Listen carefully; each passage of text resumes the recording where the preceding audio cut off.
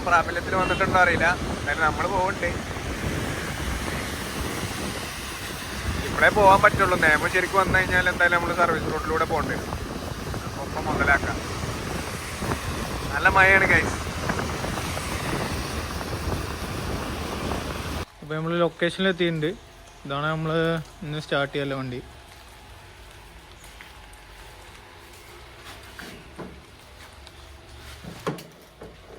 വണ്ടിന്റെ ഉള്ളാദ്യം എങ്ങനെ നോക്കി നോക്കാം.